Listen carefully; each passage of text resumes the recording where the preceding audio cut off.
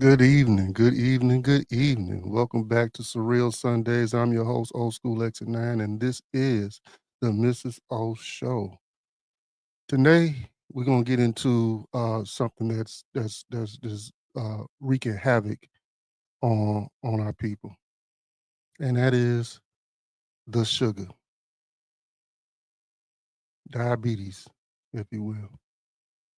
So we're gonna get into that thing. We're gonna look over some videos in regards to what one of the definitions of diabetes is, because there's several schools of thought that is out there in regards to it. And we're going to look at some videos and the explanation of of what it is, and we're going to get into one of the methods on how to reverse diabetes too. Okay. So by no means are we offering any medical advice. We just presenting some information for you to gather, do your own research about, and to consult your own doctor in regards to the information that you learned tonight. So we're going to get into that. We got Snatch Shenanigans, the hot video, and Whiskey of the Week. So without further ado, let's go. You are now listening to some old school shit.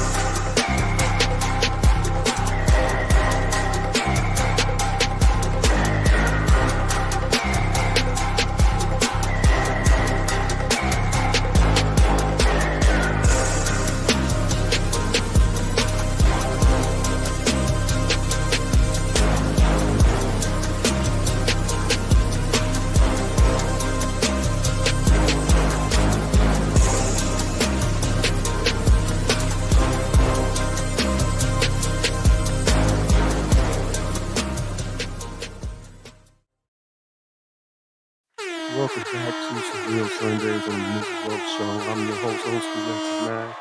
Uh, and I hope you having a great weekend and it's everything that you wanted it to be. So we're gonna hop right into it. First off, before we get into the videos, let's go over some statistics in regards to diabetes, and we're getting this straight off the CDC government, okay, government website. So let's check it out, okay. I'll pump this up a little bit so we can see that on screen. All right.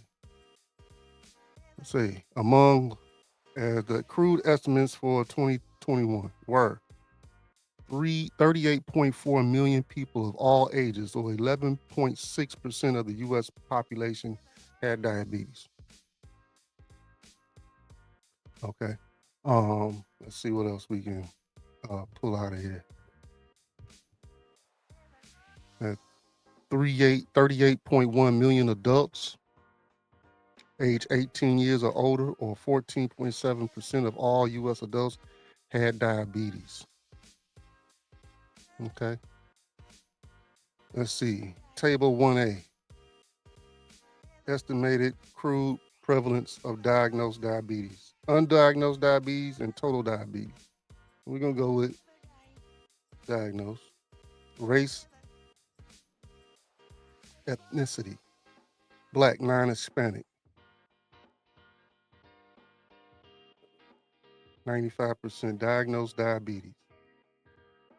So out of those that's been diagnosed, 12.7% of them is non-Hispanic. I believe that's how we to interpret these numbers.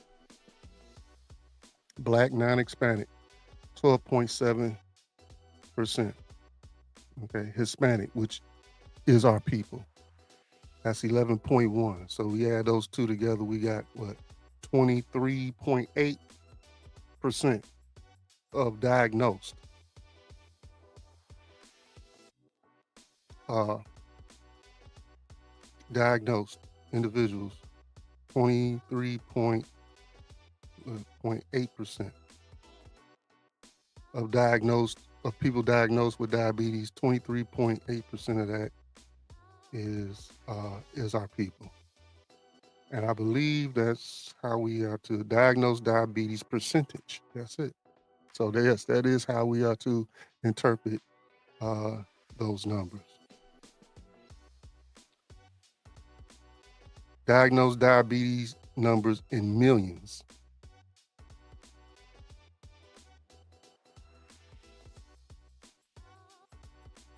Okay. So what, 1.5 million Hispanic, 4 million Black non-Hispanic. Um, I'm believing that's how we to interpret that information. Diagnosed diabetes numbers in millions. The 95% CI. CI is confident interval. So that if we was confident interval, copy and paste that. I'm curious about how that. I should have looked into that before we got in front of the camera. Confident interval meaning. Okay, so a confident interval is the mean of your estimate plus and minus the variation in that estimate. This is a range of values you expect your estimate to fall between if you redo your test. So a form of accuracy, if you will. That's what I'm interpreting that to be. So, in other words, um, if they was to redo their statistics and what have you, um, that the numbers as far as the millions, if they was to redo the test over and over again, that it will fall within the range of for Black non-Hispanic, 3.3 million to 4.6 million. So the means of that is 4.0. So 95% accuracy, or it will fall within these numbers 95% of the time. Okay. Let's see here. Prevalence of diagnosed diabetes. Among the U.S. population overall, crude estimates 29.7 million people of all ages.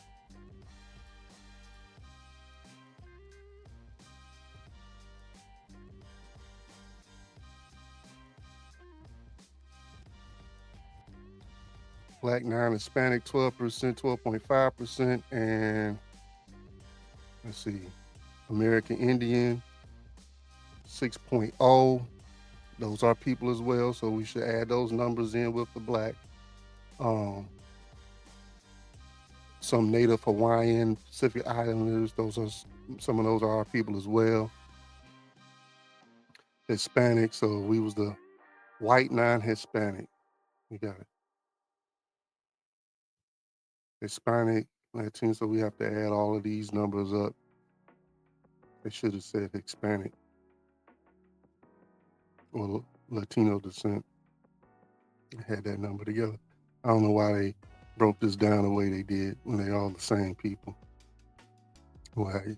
But be that as it may, that is another subject, another topic in regards to that. But so this situation, this disease is pretty prevalent in our community. Okay, and um, is wreaking havoc because based on the information that you can find on diabetes, links to other things: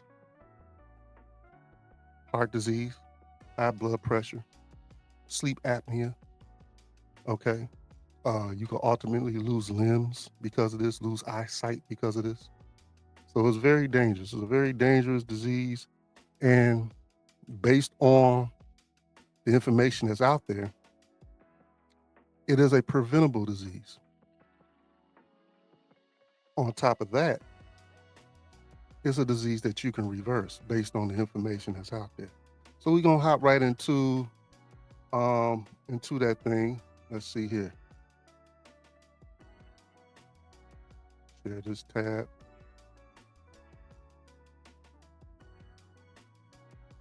So you can grab this off of the it says CDC government, cdc.gov, diabetes.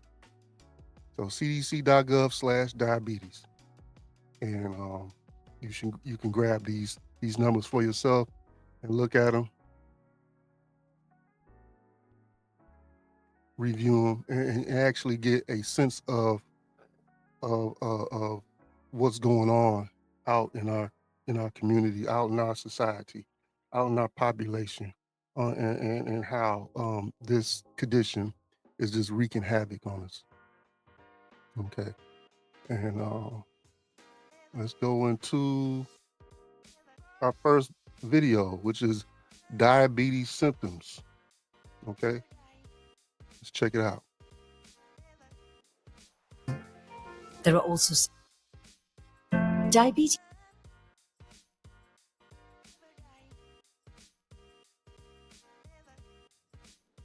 Diabetes is a condition where your blood glucose level, also known as blood sugar level, is too high. There are two main types of diabetes, type 1 and type 2. There are also some rarer types, but they're all serious and can be diagnosed by your GP.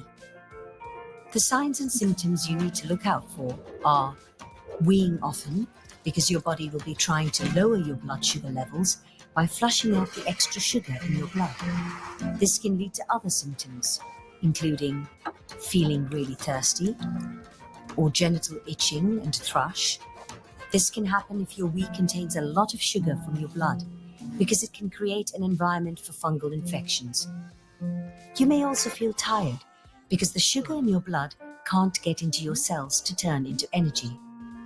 This could lead to your body trying to break down its fat stores instead, so you might find that you are losing weight without really trying to. Wounds might also take longer to heal, because high blood sugar levels can limit nutrients and oxygen from getting to your wound. And your eyesight might be blurry, as blood sugar can build up, making it harder to see. With type 1 diabetes, the symptoms can be more obvious and develop much quicker, over a few days or weeks. With type 2 diabetes, the symptoms can develop much slower, and some people may not have any symptoms. This is why some people can live with type 2 for years without realizing they have it. If you do notice any of the symptoms, contact your GP straight.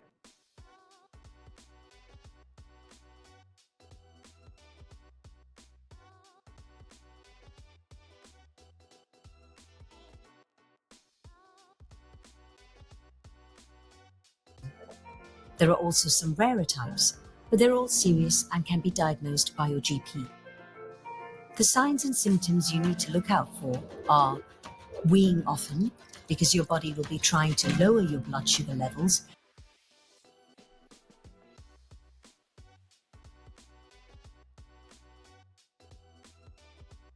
Build up, making it harder to see. With type 1 diabetes, the symptoms can be more obvious and develop much quicker, over a few days or weeks. With type 2 diabetes, the symptoms can develop much slower, and some people may not have any symptoms. This is why some people can live with type 2 for years without realizing they have it. If you do notice any of the symptoms, contact your GP straight away. Getting diagnosed can be the first step to getting treatment and support, so that you can find ways to live well with diabetes as soon as possible.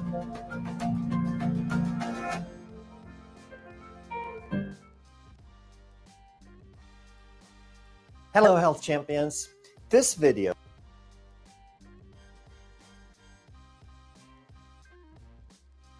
Okay, so that video explained, of course, that the symptoms, some of the symptoms that you can that you may see or what have you. So, when you're doing your yearly physical, what I found is my yearly physical doesn't include, they take a glucose test, prick your finger and everything, what have you, but you also want that A13 test. And I found that you have to actually request that. That's not something that they're going to do automatically when they're doing your yearly, annual physical. Okay. So when they draw that blood and what have you, be like, hey, I want the A13 test done as well, and to see where them numbers is at, because all that goes into determining where you're at in regards to being glucose resistant, which is pre-diabetes, and actual the onset of diabetes. Okay, so we're gonna get into the next video, some more symptoms that you can look for. Okay, all right, let's check it out.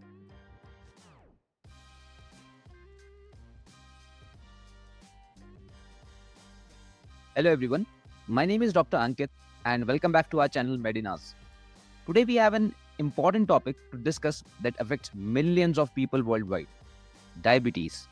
While many of us are familiar with the common signs of diabetes like increased thirst, frequent urination and high blood sugar levels, there are some unusual symptoms that can also indicate its presence. And in this video, we will explore 12 unusual symptoms that may indicate the presence of diabetes. So let's get started.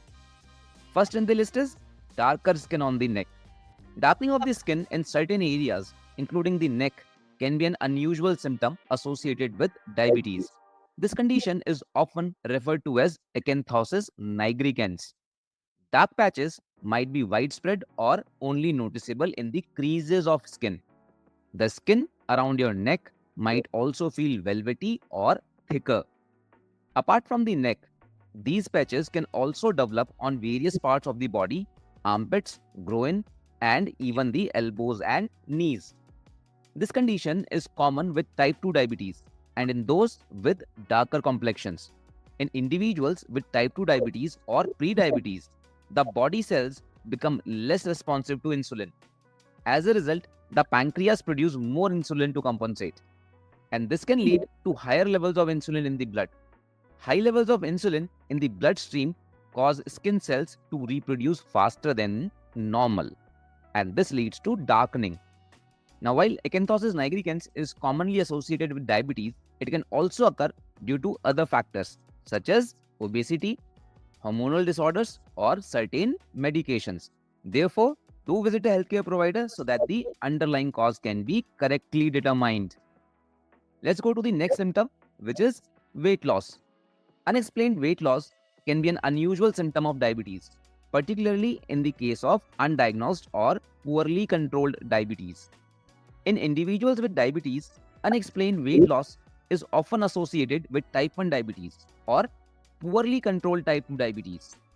The weight loss occurs due to body's inability to effectively use glucose, that is sugar, for energy, and this results in the breakdown of fat and muscle tissues to provide energy.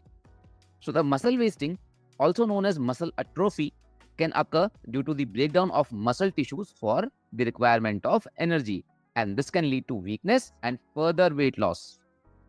Next in the list, that is symptom number 3, is lightheadedness.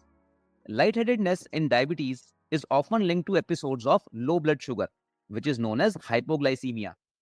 Now, this occurs when your blood sugar levels drop below normal levels, which is usually below 70 milligrams per deciliter. Hypoglycemia can be caused by taking too much insulin or other diabetes medications, skipping meals, or engaging in vigorous physical activity without adjusting your medication or food intake. So, why does this lightheadedness occur? The lightheadedness during hypoglycemia can be attributed to a temporary decrease in the brain's glucose supply. So, your brain is not getting sufficient glucose. The lightheadedness due to hypoglycemia requires immediate attention. Consuming a fast-acting source of glucose, such as fruit juice or a candy or glucose tablets, can help raise your blood sugar levels quickly and alleviate these symptoms. And it is very important to follow up with a balanced meal or snack so that your blood sugar can be stabilized. Uncontrolled high blood sugar levels, that is hyperglycemia, can also lead to lightheadedness in some cases, and this may occur when blood sugar levels are extremely elevated, causing dehydration and a state known as diabetic ketoacidosis. This diabetic ketoacidosis can lead to symptoms like lightheadedness, nausea, and vomiting, and it requires immediate medical attention. Symptom number 4 is change in vision. Changes in vision can be a symptom of diabetes, and they are often related to a condition known as diabetic eye disease. The changes in vision in diabetes include: first, blurry vision. One of the most common vision related symptoms of diabetes is blurry vision. Fluctuations in blood sugar levels can cause the lens in your eye to swell, and this leads to temporary changes in your ability to focus, and this results in blurry or hazy vision. You can also experience frequent prescription changes. That is, if you have diabetes, you may need to update your eyeglasses or your contact lenses more frequently than before. This is because the fluctuations in blood sugar levels can affect the shape of the lens in your eye. Third is cataract. Diabetes can increase the risk of developing cataracts at an earlier age. Fourth is glaucoma. Diabetes can also increase the risk of developing glaucoma, which is a condition that damages the optic nerve and it can lead to vision loss. Fifth is diabetic retinopathy, which is perhaps the most significant concern for an individual with diabetes. It is a condition that damages the blood vessels in the retina, which is the part of the eye responsible for the vision. And if this condition progresses, it may even lead to vision impairment or blindness if left untreated. So please do consult your physician if you see any of these symptoms. Let's go to the next symptom, that is symptom number 5, which is sexual dysfunction. Erectile dysfunction is another possible symptom of diabetes, and this typically affects males with type 2 diabetes, making it difficult for them to achieve an erection. Sexual problems occur when high blood sugar damages nerves and the blood vessels that carry blood to the penis. Sexual dysfunction can also occur in women, resulting in low arousal and poor lubrication. However, research on sexual issues related to diabetes in women is less conclusive than in men. Symptom number 6 is frequent infections. Frequent infections can indeed be an unusual symptom of diabetes, and they often occur due to the impact of diabetes on the immune system and the body's ability to fight off infections. Diabetes, especially when poorly controlled, can weaken the immune system's ability to combat infections. High blood sugar levels can impair white blood cell function, making it harder for the body to fight off bacteria and viruses effectively. And these frequent infections can include vaginal infections, yeast infections, urinary tract infections, skin infections, and respiratory infections like pneumonia and influenza. People with diabetes may take longer to recover from infections compared to those without the condition. This extended recovery time can be due to the compromised immune function and the impact of high blood sugar levels on the body's healing processes. Symptom number 7 is irritability. One of the primary reasons for irritability in individuals with diabetes is fluctuations in blood sugar levels. When blood sugar levels become too high, that is hyperglycemia, or too low, that is hypoglycemia, they can both affect the mood and emotional well-being. The combination of low sugar and extreme hunger, that is polyphagia, can make a person feel irritable and impatient. Let's go to the symptom number 8, that is dry skin and itching. Diabetes can affect the body's ability to retain moisture, leading to a dry skin. So when blood sugar levels are consistently high, it can cause the skin to lose moisture more quickly, resulting in dryness and flakiness. Dry skin is often accompanied by itching, which is a sensation that can be quite bothersome. The itching can occur anywhere in the body, but it is commonly experienced on the lower legs, feet, and around the ankles. Some individuals with diabetes may develop a complication called diabetic neuropathy, which affects the nerves. Neuropathy can lead to abnormal sensations, which also include itching, tingling, or burning sensations in the skin. Let's now go to next symptom, that is symptom number 9, which is fruity smelling breath. Fruity smelling breath is a lesser known symptom of diabetes, and it particularly develops when blood sugar levels are extremely high. Fruity smelling breath is a hallmark sign of diabetic ketoacidosis, which is a severe and potentially life-threatening complication of diabetes, and it is most commonly seen in people with type 1 diabetes. The diabetic ketoacidosis can also occur in individuals with type 2 diabetes, though it is less common.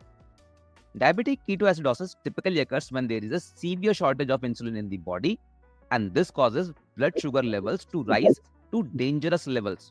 Also, since there is no insulin, the body is not getting sufficient energy. The cells of the body are not getting sufficient energy. And because of this, the body begins to break down the fat for energy.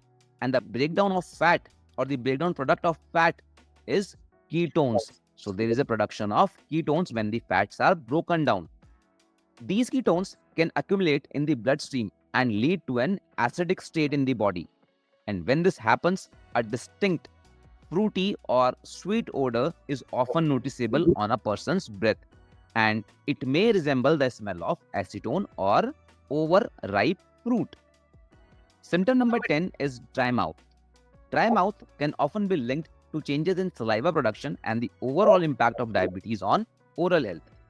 Several factors contribute to dry mouth in diabetes, and they include: first, high blood sugar levels can affect the function of salivary glands. Second, frequent urination in diabetes can lead to dehydration and dry mouth. Third, certain medications used in diabetes may also cause dehydration and dry mouth. So, all of these factors in diabetes can result in dry mouth. Symptom number 11 is pain in your limbs. Pain in the limbs, often referred to as diabetic neuropathy, can be an unusual symptom. Diabetic neuropathy is a condition that affects the nerves, and it can manifest as various types of pain and discomfort in the extremities. The exact cause of diabetic neuropathy is not fully understood, but it is believed to be related to prolonged exposure of high blood sugar levels, inflammation, and changes in blood vessels that nourish nerves. Pain in the limbs associated with diabetic neuropathy can manifest in several ways, and I'll tell you a few of them. First is peripheral neuropathy. This is the most common form of diabetic neuropathy, and it often results in burning, tingling, or shooting pain in the hands and feet. Second is proximal neuropathy. This type of neuropathy typically causes pain in thighs, hips, or buttocks. It can lead to weakness in the legs as well. Third is focal neuropathy. Focal neuropathy affects specific nerves in various parts of the body and can lead to localized pain. For example, it may cause pain in the wrist or other isolated areas. Fourth, autonomic neuropathy. In some cases, diabetes can affect the nerves that control automatic functions like heart rate, digestion, and blood pressure, leading to symptoms such as digestive pain or discomfort. Symptom number 12 is nausea. Nausea and vomiting are other symptoms that may also indicate diabetes. Both nausea and vomiting can occur as a result of neuropathy.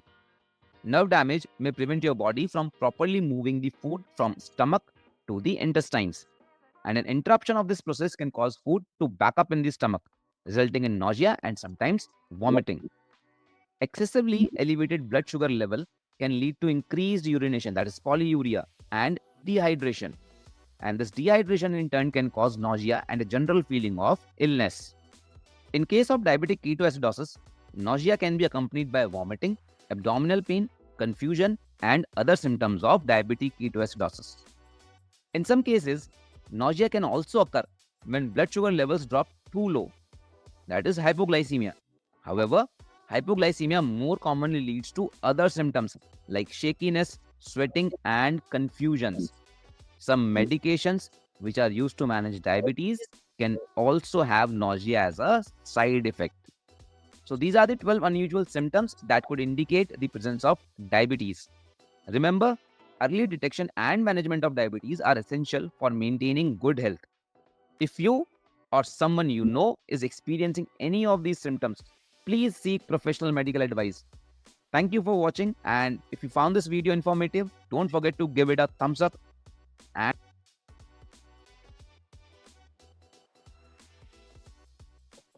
So they repeated some symptoms from the previous video, and then there was some more that we learned about.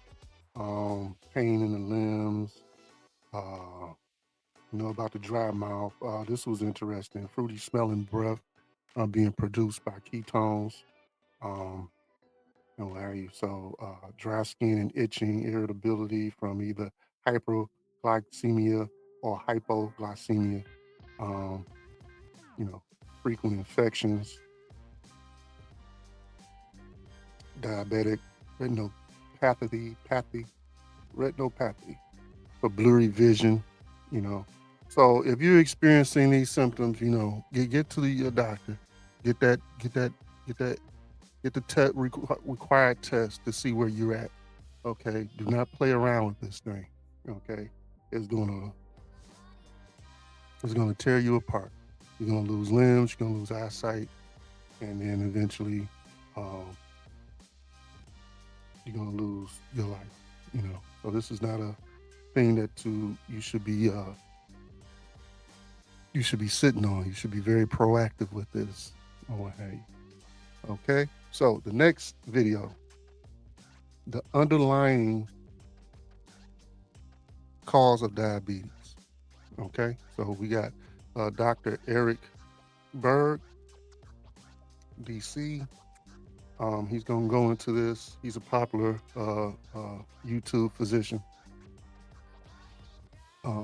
So if you're not familiar with this man, I strongly suggest that you subscribe to his page and get some information from this particular individual. He got some real good information in what you're dealing with and what you can do about it. Okay, all right.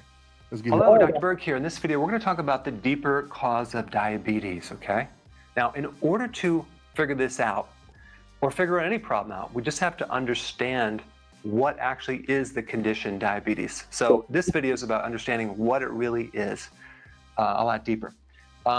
Typically, when you think about diabetes, you always think about high blood sugar, right? A1C, it's an average of 3 months of high blood sugar. You do a fasting blood sugar. Okay, that's how you diagnose diabetes. Go to the doctor. Diabetes is high sugar, right? But let's go deeper. What causes the high sugar? That's the question. What controls the balance of sugar is insulin. And insulin has many functions, but one main function is to act as a cellular key to allow glucose to go in the cell. Another function is to lower sugar. So the obvious thing is that diabetes really is an insulin deficiency, okay? That's really what's causing it, because if there wasn't enough insulin, the sugar is going to go high. That's why it's high in the first place. And when you have insulin deficiency, especially in a pre-diabetic state called insulin resistance, or just diabetes in type 2 in general, you have a situation where your body makes more insulin to compensate for the insulin deficiency. Okay, so if you look at the cell absorbs insulin, and it's supposed to then create an effect of lowering the blood sugar. So with insulin resistance, the receptor starts blocking right here. Then a signal is sent to the pancreas, and of course, it's going to start making more and more insulin so we can drive that communication into the cell. But the first thing that happens is an insulin deficiency. So diabetes is an insulin deficiency, okay? So let's look at the big picture. Here we have a situation where we have insulin resistance, okay? Really, resistance means ignoring. Now, why would this little receptor ignore insulin? That's what I want to talk about next, and that's really the key to understanding the whole picture. Insulin is a hormone. Hormones follow the law of communication. So just like in life, why would you ignore someone? Typically because they're obsessively communicating. You ever talk to someone who just will not shut up? They keep talking over and over and over. I mean, you'll be looking at something else over here, and they continue to communicate obsessively as you're paying attention to them. So obviously they're not in the present time, right? Well, the same thing happens with the body. There's obviously too much obsessive communication, too much obsessive insulin that's then causing the cell to ignore that hormone. Okay, that's really what diabetes is. You're Little cells are ignoring insulin. So then the next question is, what causes obsessive insulin secretion? That's where I have my favorite book, Guyton's Physiology. And the reason I use physiology books because it gives it the basic understanding that usually does not change over time. It usually stays consistent. It's how the body works. Control of insulin secretion. So we want to know what controls or what triggers insulin to go up, what raises insulin, right?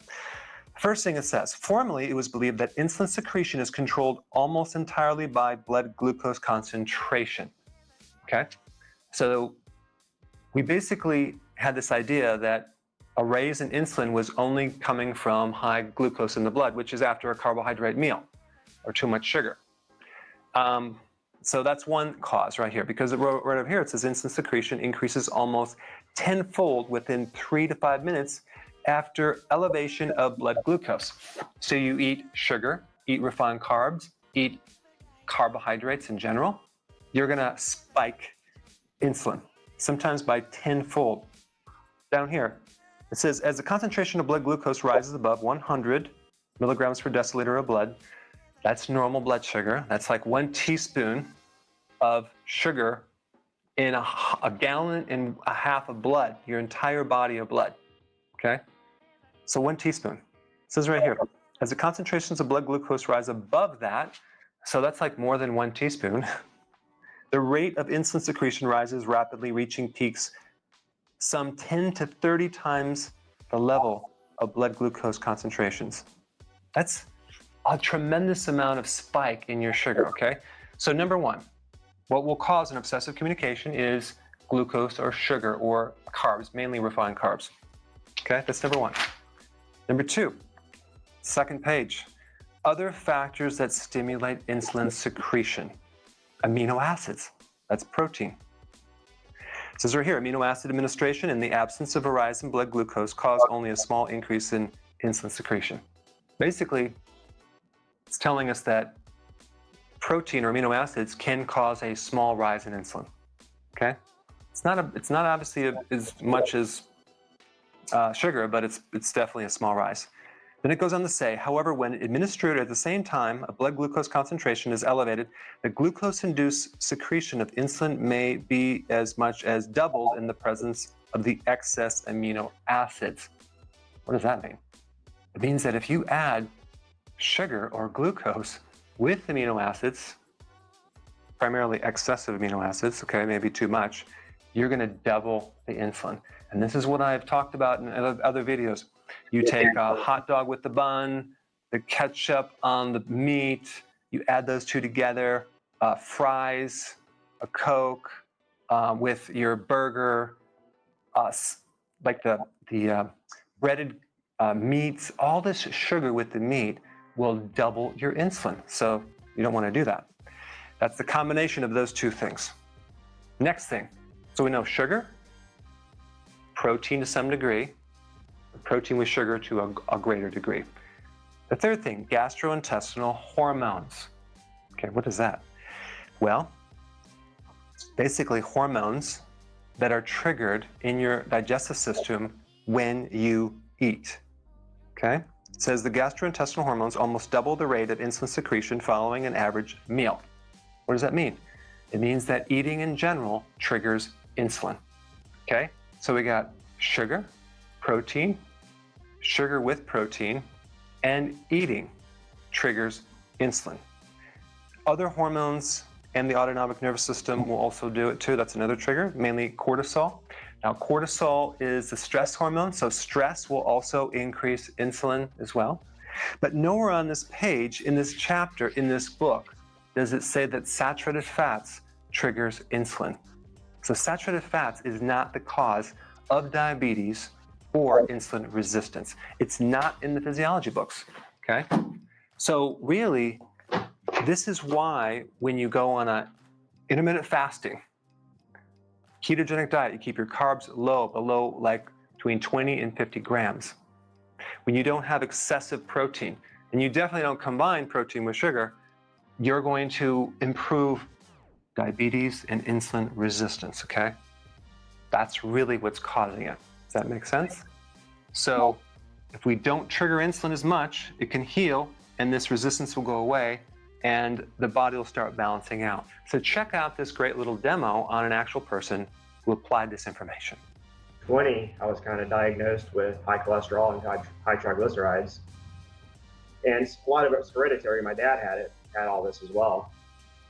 And that kind of started a chain of events for the next 20 years of me fighting high cholesterol, high triglycerides, metabolic syndrome, and finally led to severe insulin resistance. And the pre-keto, I was on metformin twice a day. I was on, I believe it was Crestor, and I was on a blood pressure pill twice a day. And now the only thing I take is a fish oil and magnesium. I have my latest blood work. I just had this done like 2 weeks ago. If I can tell you the numbers real quick. My total cholesterol now is 241. My LDL is 151. My HDL is 70, and triglycerides are 55. See, triglycerides are probably one of the best indicators, and you're totally fine. You're running on ketones, big time. I had the particle test done with this as well, and the whole thing is in the large, fluffy category. So it's perfect. That is so incredible. One question on that. Your father, is he still around? No, I lost him to heart disease 11 years ago. Grain-fed to grass-fed beef and butter, pasture-raised eggs, no artificial sweeteners. Right now we use stevia for our sweetener in our coffee. So we just made a huge change. Since then, so we're now July, I weigh myself every Sunday. I'm 192 pounds. My last month, my doctor advised me that my diabetes has been reversed. I have an A1C of 5.2, I believe, or 5.4, one of those two. My triglycerides went from 1375 to a little over 100. That's normal. Everything has just improved. All my markers have improved. Cholesterol is level, it's normal. A dramatic change. Hey, if you haven't already subscribed, press this little button down below, okay? Thanks.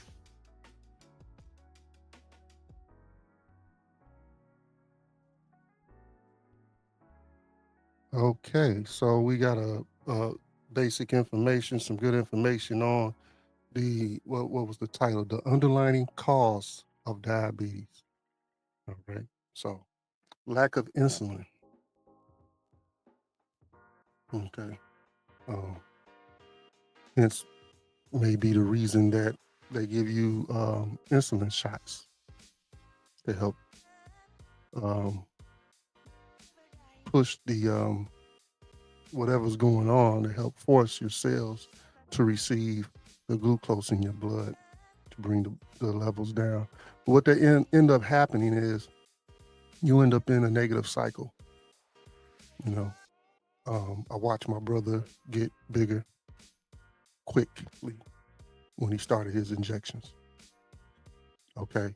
My father, he passed of diabetes. That's what was told to me, you know. RIP, rest in peace, Pops.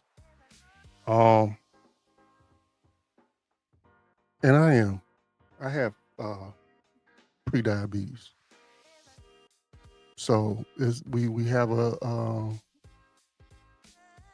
I'm at high risk for going full blown, and I haven't been responsible for the past at least year, you know, primarily because of, well, I'm not about to get into why, but it was some other things that I could have done to be, you know, better with my condition, you know what I'm saying, done better, you know, so I'm not going to use anything as an excuse. I could have done other things, you know. Anyway, we're going to get into also, would like to say that, you know, we're going to go into, we're going to be hitting a couple of things that plague our community. You know, this week was diabetes, next week will be heart disease. and what have you. And along with that, we're gonna start like a very small segment, and I invite everyone to participate. Next week I'm gonna post my starting weight and my my my levels from my last physical. Okay, and then we're gonna watch the progression as I get back into my routine on what I do, and watch the progression, watch the weight drop, and by the time is my physical is due again, see uh, the results of that thing. And I would like to extend an invitation to everyone to send in your scale readings every week, and so we can all do this thing together.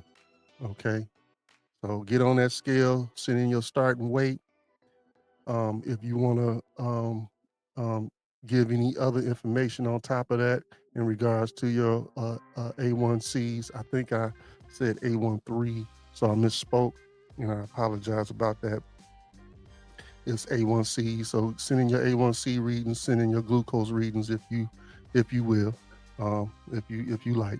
And then when it's time for when your physical come up, or if you have to do that thing on a more regular basis, send those results in as the numbers start to drop.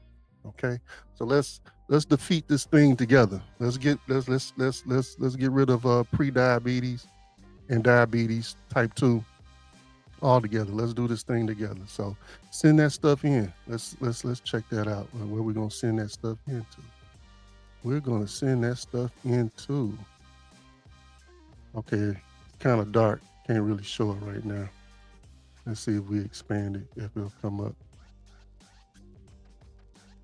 Okay, which means we have to create a new overlay because this one is not working for what I'm doing. But Mrs. O Show at gmail.com.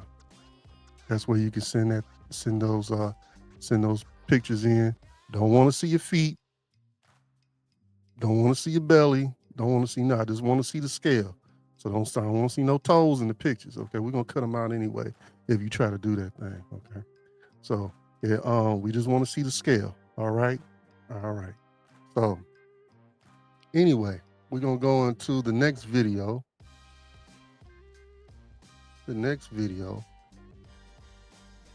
Why African Americans have a higher risk of diabetes and blood pressure. Okay, again, Dr. Bird. Let's rock with it.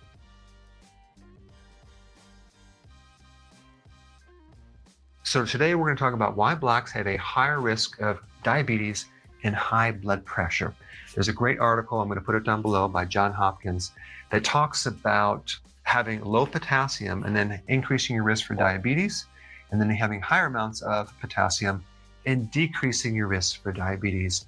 But there's this huge focus on reducing sodium, right? Like cut your salt down if you have high blood pressure, for example. But what about increasing your potassium? That's completely ignored. Our bodies actually require 1,000 milligrams of sodium every single day. That's almost one level teaspoon of salt will give you 1,000 milligrams of sodium. But when we talk about potassium, it's more than 4 times. We need 4,700 milligrams of potassium, but we only need 1,000 milligrams of sodium. Okay, so the ratios are basically 4 to 1, and very few people have this correct ratio. And those people with diabetes and high blood pressure, they're lucky if they have half the amount of potassium. But they do have a lot of sodium too, hidden sodium from junk foods, monosodium glutamate, things like that. Not to mention, if you have high blood pressure, you're usually taking a diuretic, right? Thiazide. Well, guess what? That alone will deplete your potassium. High carbohydrate diets deplete your potassium. So serum potassium or blood potassium is an independent risk factor for diabetes. So now let's just talk about what potassium does in the body. It does a lot of things. It helps you store glycogen. So here are the glucose molecules. they're combined and stored as stored sugar, it's called glycogen, with potassium. So if we're potassium deficient, we cannot store glycogen like we should. And then we're going to crave sugar, right? We're going to crave sugar, and we're going to have blood sugar swings up and down. And also, it's going to worsen insulin resistance, which is always involved in diabetes. And when you have insulin resistance, your body makes more insulin, but it doesn't work. So the blood sugars start going higher and higher and higher. So when you lower your potassium, your blood sugars go up. Your arteries actually stiffen up when you don't have enough potassium, and that's why the blood pressure goes up. So taking more potassium can make your blood vessels very elastic. Potassium actually protects the kidney. Now, when you have end-stage kidney disease, they don't want you to take potassium because it can be toxic. But if you don't have end-stage kidney disease, you need potassium to protect it. And potassium can also decrease the risk for gout, which is usually pain in the big toe, and it's a form of arthritis. But I think most people don't realize what this means, like 4,700 milligrams. Do I have to eat 10 bananas? No, because that's too sweet, because we want to go on a low-carb diet. For those of you that are new, I put a link down below of exactly what diet you need to do to actually fulfill your potassium and lower your carbs. Okay, it's a link right down below. But the most important thing is to make sure that you consume foods with enough potassium. What will help is to increase your salads. Okay, very simple. Have 2 salads.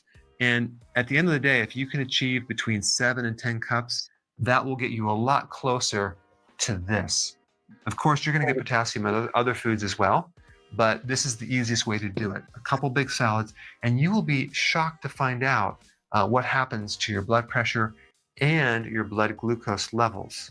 One point about this that's interesting, when you buy a supplement, you can't find one higher than 99 milligrams. That's weird, isn't it? But we need 4,700 milligrams. So I highly recommend start with your diet, okay? Cut the carbs down, increasing the foods with potassium, and just see for yourself the benefits, not just blood sugars and cravings, but blood pressure as well. All right, thanks for watching.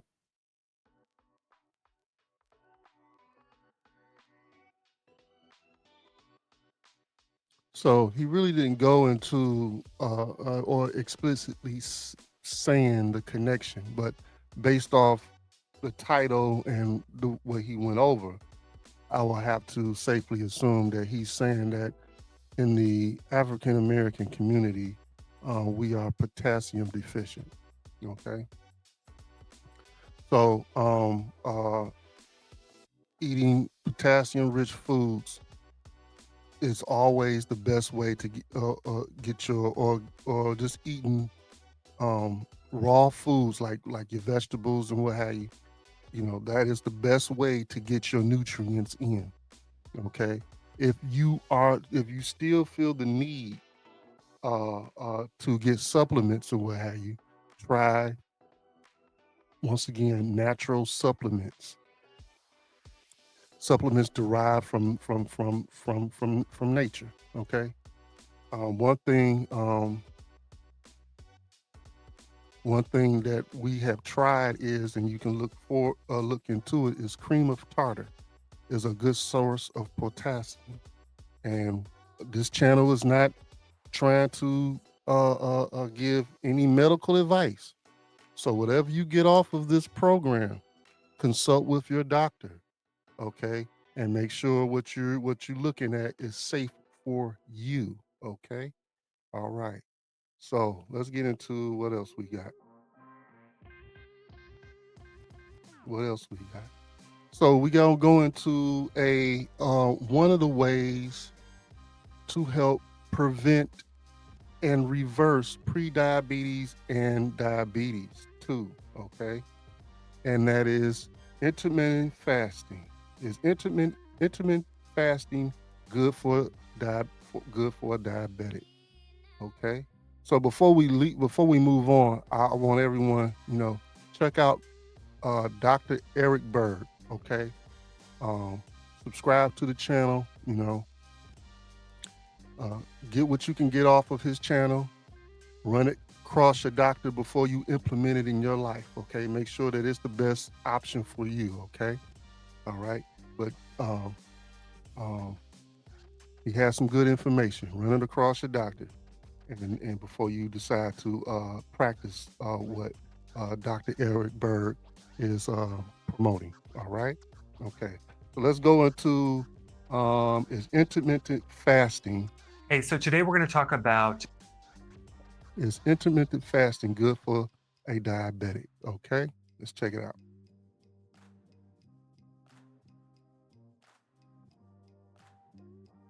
Hey, so today we're going to talk about intermittent fasting and diabetes. Is it safe? Is it dangerous? Should you do it? Well, if you actually pull up on Google data on this, you're going to see that certain articles and videos will say it's not good to do this. There's other diets that are better because they're trying to avoid something called hypoglycemia, this really dangerous side effect. But let's just take a look at the whole picture, okay? First of all, what is diabetes? It's hyperglycemia. It's high sugar. Okay, hypoglycemia is low blood sugar. The purpose of the medication that a diabetic takes is to lower blood sugars. And as one complication of this, sometimes the medication can drive the blood sugars too low and you end up with hypoglycemia. And so they give you this little sugar pill, especially if you're a type 1 diabetic. Now, when you do intermittent fasting, you basically decrease the need for insulin, okay? You decrease the need for medication for diabetic. Now, if you actually continue to take the same medication, okay, and do intermittent fasting at the same time, you are going to have problems because it's going to drive your blood sugars too low. But the goal, I would think, which makes total logical sense, is to be able to decrease the need for medication, right? Would that make sense? Decrease the need for metformin, for insulin, and other diabetic medications. That would be a good thing because even insulin has side effects. When you take too much insulin, and by the way, the insulin that a diabetic is taking is not the same as your body is supposed to produce. It's a genetically modified version of your own insulin, and that's a whole other topic. But the point is that there are side effects from taking too much insulin, okay? Even if it's regulating your blood sugars. I mean, look it up yourself. I'll put a link down below so you can see this. But when a diabetic type 1, for example, consumes a large carbohydrate meal, they're going to need more insulin to deal with that excessive carb, right? If they don't consume as many carbs, they're going to need less insulin. When you do intermittent fasting, the need for insulin goes down. Now, the question, is it dangerous? Well, it's only dangerous if, number one, you don't do it gradually and you don't adjust your medication. You don't get help from your doctor to make those adjustments with the quantity of medication. So when you're doing intermittent fasting and you're eating less carbs, the need for this medication goes down. Make the adjustments. You won't get hypoglycemia. Now your blood sugars will come down, but you're not going to feel bad because you're going to actually, your body's going to be running on ketones and fat fuel and less blood sugars. So even if your blood sugars are, let's say, for example, 70 or even 60, and you're feeling fine, so you really have to look at the whole picture and understand what's happening and not just kind of think with high blood sugar and low blood sugar. So in reality, intermittent fasting is not only an essential part of healing the pancreas, but giving you the potential to come off your medications, of course, with the help of your doctor. All right, I'll see you in the next video.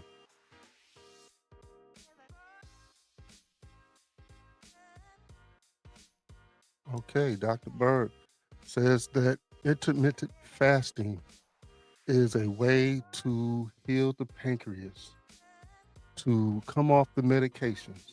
Okay. All right. So we got another doctor that's pretty popular on YouTube, and we're gonna check out what he has to say. Let's see what's going on. Hello, health champ. And that is Mr. Dr. Stein Egberg. We got a lot of Bergs going on today. So we're going to see what he has to say. Top 10 secrets to reverse insulin resistance naturally. Okay, let's check this thing out.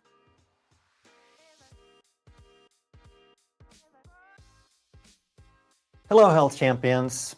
If you're watching this today, you are probably insulin resistant because that's something that affects most of the world's population today. So we're going to talk about, in simple terms, what insulin resistance really is. And if you stay with me to the end and you really understand and apply these 10 secrets to reverse insulin resistance, then you won't have to be one of the victims. The biggest part about reversing insulin resistance is to understand what it is and what it is not. So first of all, it is the most common disease in the world, and it is also the disease that claims the most lives. Unfortunately, it is also one of the most poorly diagnosed, the most misunderstood, and the most mismanaged. But unlike what you will hear or read when you do a search into this topic, they say that it is not curable, it is not reversible, but that is a misunderstanding. And the hopeful thing is that if you understand what we're talking about today, it is also one of the most easily reversed conditions. If we do a Google search for insulin resistance, it's going to reveal the first problem, because right away they're going to talk about glucose, they're going to talk about glucose in the blood, and they'll explain that insulin resistance is when insulin doesn't work, or we fail to respond to insulin, and therefore blood glucose increases. And if you notice, all the focus is on blood glucose, but that's not what the condition starts with. That's not the first thing, that's the last thing. So what they're saying on this page is that insulin resistance leads to increased blood glucose. And that is absolutely true. I'm not disputing that in any way, but they are starting with the last step. They're focusing all about blood glucose. That's how they diagnose it, that's all they measure, that's all they treat. They're missing the bigger picture, and they get this backwards. Because if you're going to describe insulin resistance in one word, it would be, in my opinion, it would be overload. And when we overload the body with carbohydrate, with things that stimulate insulin, now we get a high insulin level.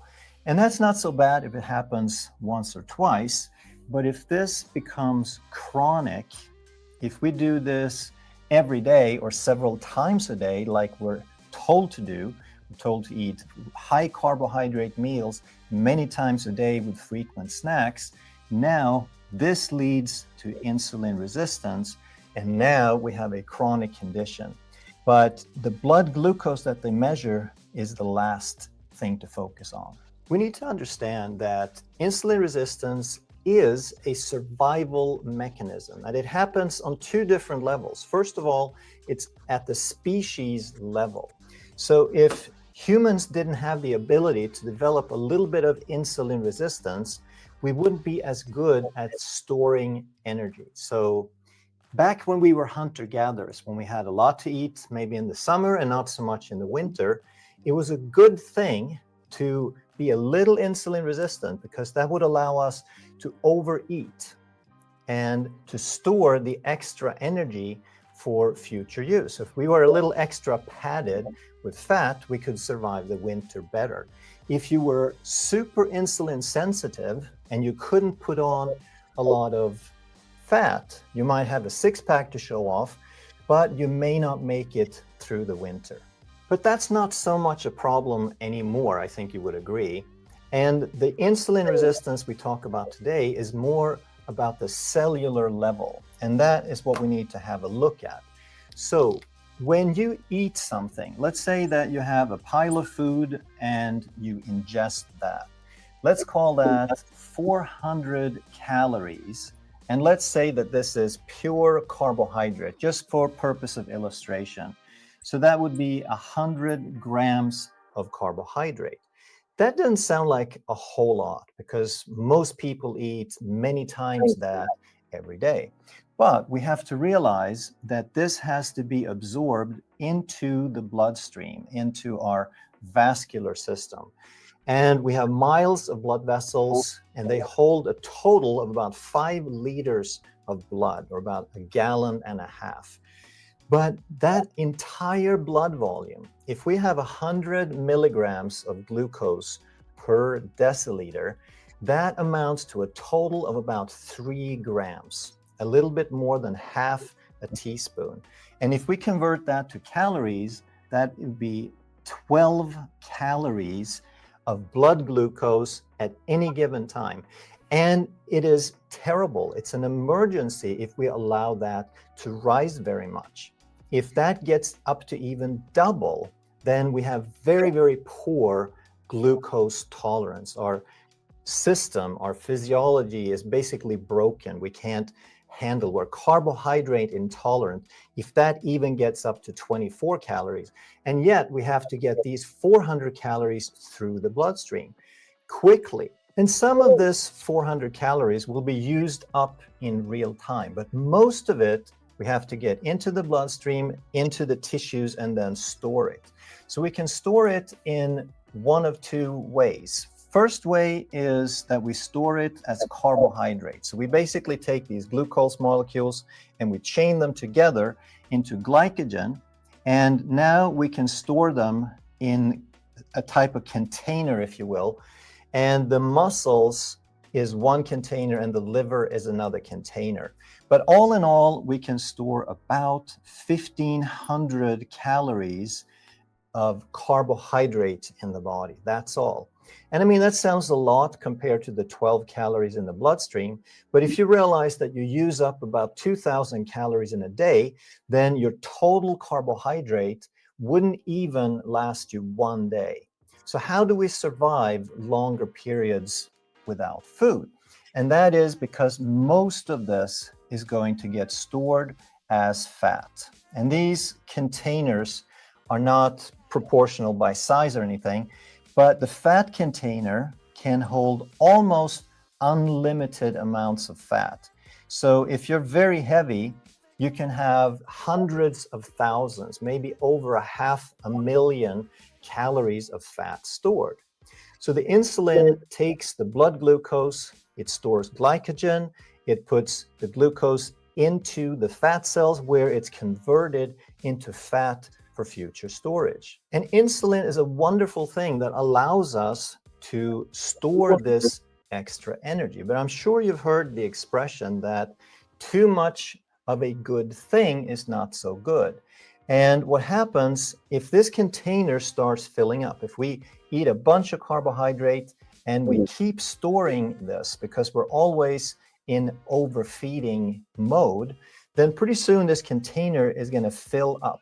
And once it starts overflowing, once it's full, that cell says for survival purposes that I don't want anymore. If you push more stuff into me, then I'm going to burst. And that is literally what happens eventually. But before that happens, this container starts leaking. It starts overflowing because we're just pushing too much into it. And it's the excess insulin that does that. And then the body starts to resist the action of insulin because it says, I'm too full. I don't want that insulin to push more stuff in me. But the body is desperate because it has to get that glucose out of the bloodstream because it's extremely toxic to the brain. You can get into a coma with too much blood sugar. So the body is desperate to get it out of the bloodstream. So it makes more and more and more insulin to fill up this container. And the container says, no, I've had enough. And this is how we develop insulin resistance.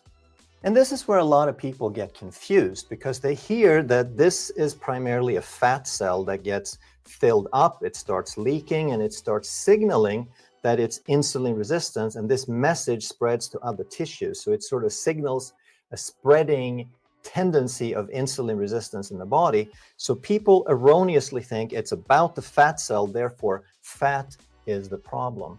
But again, they get it backwards because it didn't start with the fat. It's not the fat that filled up the fat cell, it's the glucose that through the influence of insulin was converted into fat. So it's the high carbohydrate consumption, it is the high insulin level that stuffs that cell too full. So insulin resistance is not caused by fat. And this may be the biggest health problem we have today, that we have a fat phobia.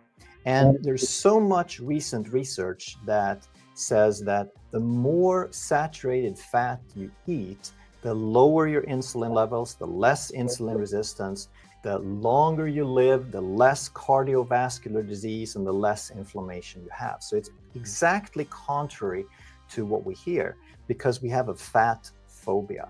We have decided once and for all that fat's the bad guy, and then we kind of stop using our common sense and understanding how physiology works.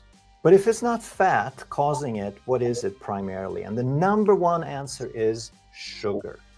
Because sugar is 50% glucose, which raises insulin. So starch and bread and rice, it's all glucose. But sugar is even worse, because 50% glucose raises insulin. The other 50% is fructose. And fructose is very similar to alcohol in the sense that fructose and alcohol can only be processed through the liver. The majority, the vast majority, has to go through the liver. And if we push all that volume, that's enough fuel for a whole body basically, but we push it through a 3-pound organ, then the cells of that organ are going to overflow very quickly. And it used to be that only alcoholics could get a fatty liver, but today there's an epidemic of fatty liver and type 2 diabetes in kids as young as teenagers or even younger than that. And for the most part, I'm sure it's not because they're alcoholics. It is because we feed them candy and cookies and soda. So sugar and alcohol are primarily responsible for causing fatty liver and insulin resistance. But there's also a lot of talk about carbohydrate and starch. And why is that? Because once you have started to become insulin resistant and your insulin levels are high, and you feed your body starch, now that starch turns into glucose, and you're going to perpetuate, you're going to constantly drive that insulin level higher and higher and higher. And to the extent that the body was ever able or wanting to clean out and burn through that fat, there's no possibility of doing that with chronically high insulin levels.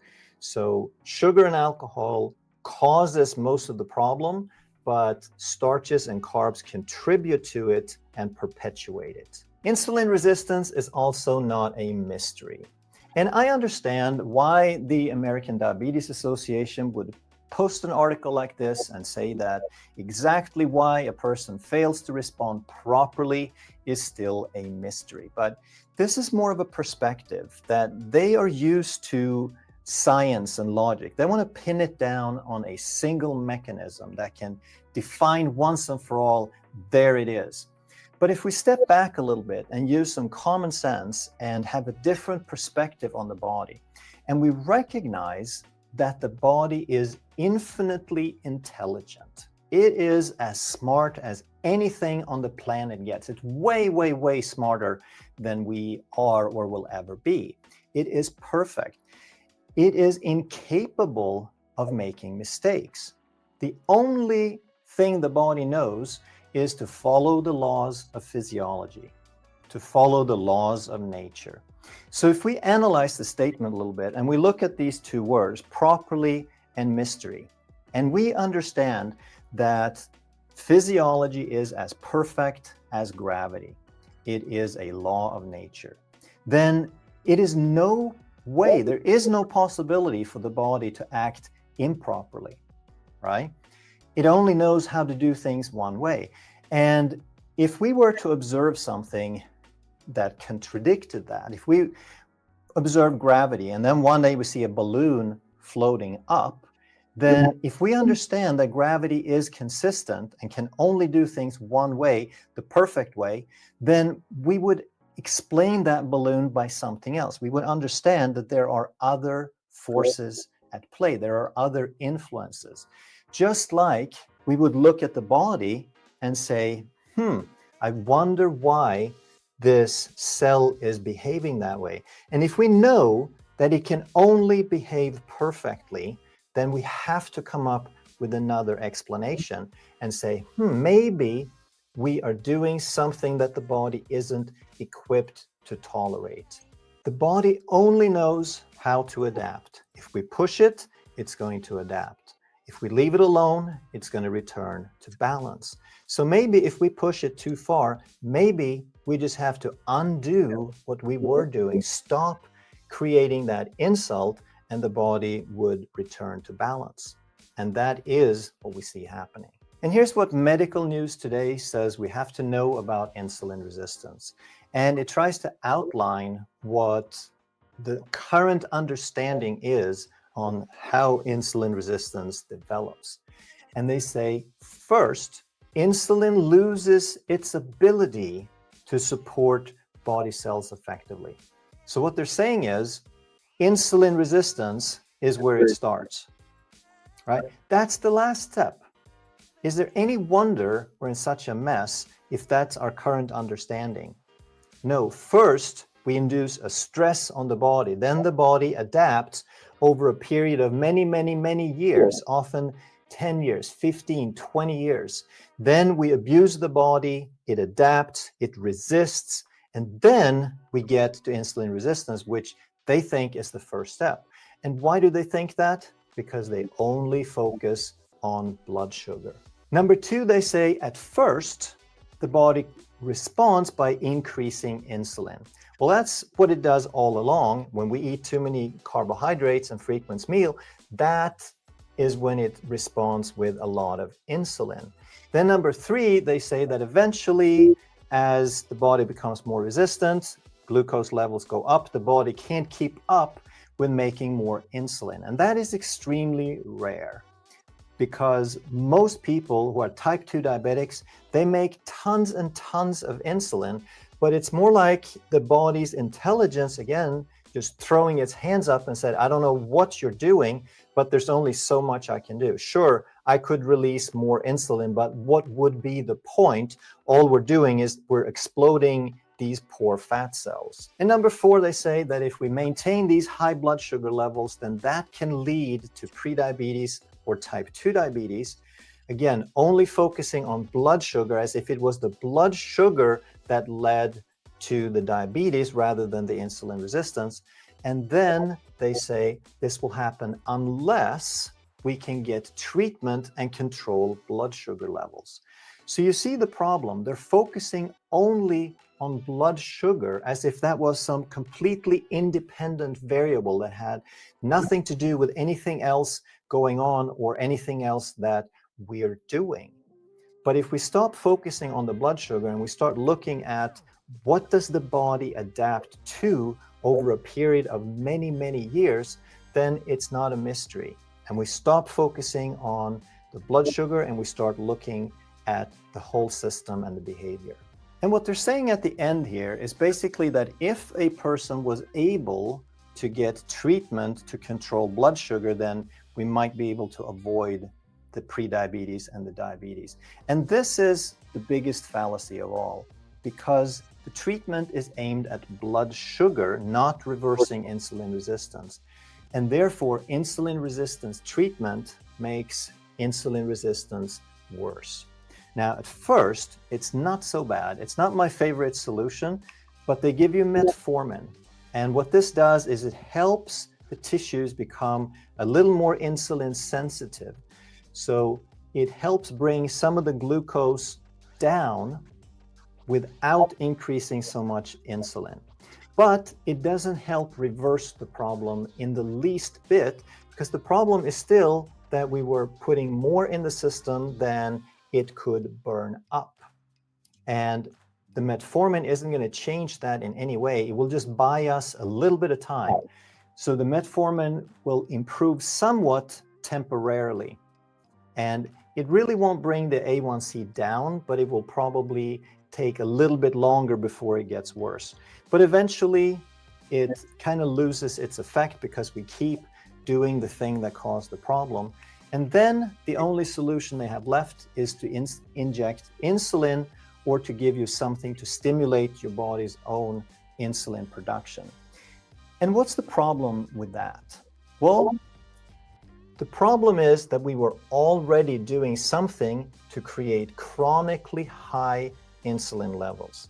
So if you take a fasting insulin test, then a healthy level for someone who's very insulin sensitive, ideally insulin sensitive, is somewhere between 2 and 5. And before they get to that point where they give them additional insulin, their insulin levels are already at around 25 to 30. So they're basically 8 to 10 times higher than a healthy level. These people are not short on insulin. They have too much. They have way too much. And what happens now when we give them more? We are making the problem worse because we're giving them more of the thing that created the problem in the first place. So basically what we're doing is by focusing purely on treating blood sugar, then we're making the blood sugar a little bit better at the expense of health, at the expense of making the problem worse. And if you seek help for insulin resistance, the first thing they're going to tell you is that it would help if you lost weight. And that's probably true, but you can't because your insulin is too high and insulin keeps packing that fat cell full. And now when they give you insulin, when they inject insulin or give you something to stimulate more insulin, they are automatically and every time making you gain weight. So the treatment does the opposite of what they tell you would help to get healthy. As a result, you will most likely die sooner because this treatment of increasing insulin resistance and metabolic syndrome is going to increase 2 to 3-fold the rate of cardiovascular disease and stroke and Alzheimer's and high blood pressure and so on. If you enjoyed this video, you're going to love that one. And if you truly want to master health by understanding how the body really works, make sure you subscribe, hit that.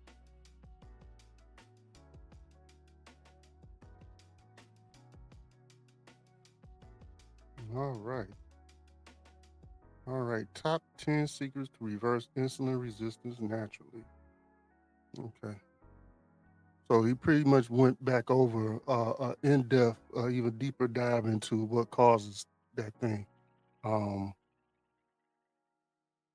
What causes glucose resistance, pre-diabetes. Okay. Let's see here.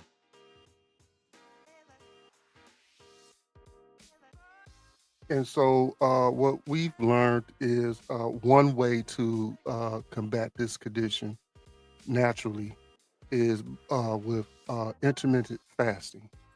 Okay, so we're going to look into that video and take it from there. But before we get into that, let's take a small intermission.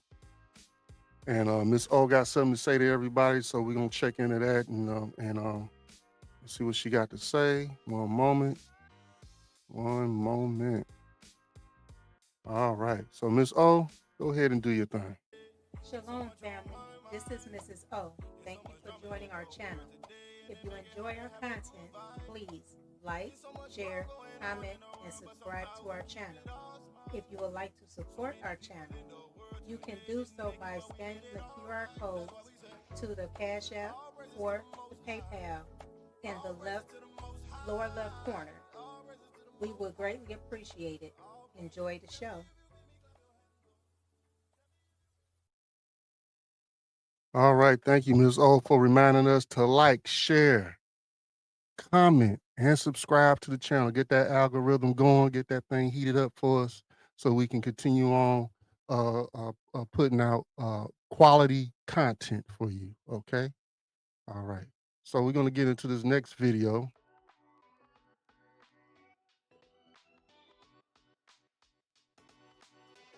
What happens when you fast? Okay. Hello, health champions. Today, I want to talk about what really happens in the body when you're fasting. Coming right up. Hey, I'm Dr. Ekberg. I'm a holistic doctor and a former Olympic decathlete. And if you want to truly master health by understanding how the body really works, make sure you subscribe and hit that notification bell so you don't miss anything. We've been told for so long that it's so important to eat to keep your energy up. That if you don't have breakfast, you won't have any focus in school or at work. But if that was true, then anytime we try to fast, we would just get weaker and weaker. Energy would fade away until we just had nothing anytime we try to fast. But that's not how it works. So instead, how it works is the body has these amazing mechanisms of backup to provide a constant supply of energy pretty much no matter what happens, because our food supply has not always been as consistent as it is today. The first thing that happens when you eat something is that that food has to be processed. You put it in the stomach, and now it has to be digested and absorbed. It's in the bloodstream, then it gets into the cells, and some of that fuel gets used up in the moment, and some of it gets stored. So if we eat a lot of carbohydrate, then most of that in the beginning is going to be glucose. So we're going to use a lot. We're going to use as much as 40 grams per hour of glucose. And part of that is just to get rid of the glucose, and part of it is to process through it quickly so that we can store whatever we're not using in the moment. And the storage form for glucose is called glycogen. And most of that is going to end up in the muscles, and some of it is going to also be stored in the liver. For the first 12 to 16 hours after a meal, if we don't eat again, then glycogen is going to be broken down, and it's going to provide most of the glucose for the body, for the brain and the tissues.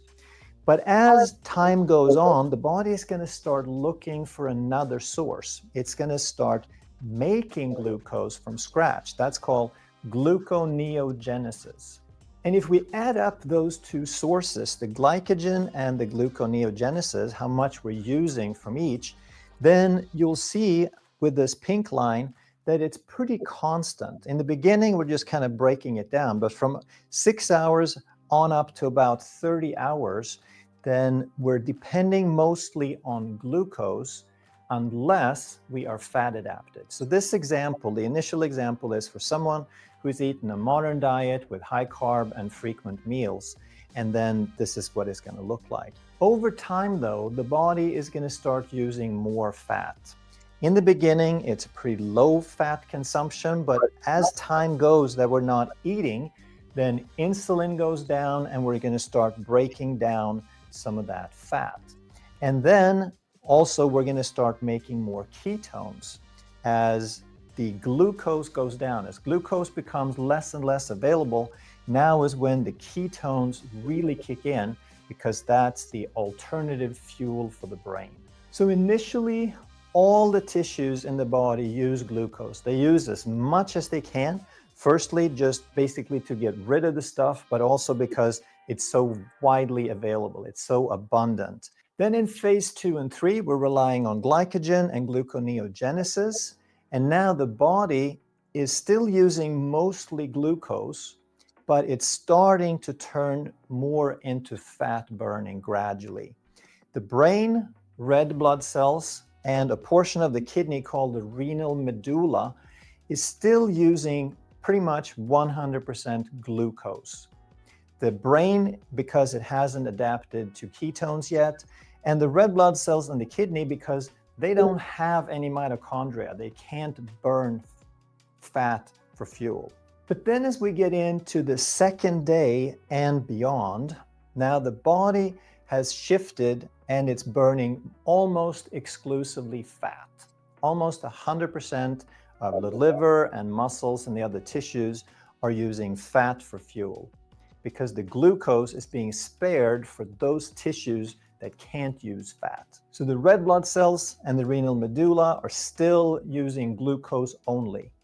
The brain, however, it is gradually starting to shift. So in the beginning of this phase, when we just get into day 2, and if you're not already fat adapted, then it still uses mostly glucose, but toward the end of it, as we get into day 3, 4, and 5, now the ketones have become dominant. And if you're fat adapted and you go beyond 72 hours, now your ketones are going to provide about 75% of the fuel for the brain. So how does the body do gluconeogenesis? Where does that new sugar come from? Well, there's different glucose sources. So first we have glycogen, and that's not really gluconeogenesis because it's already glucose. It's just stored in another form. Then we have lactic acid and pyruvate.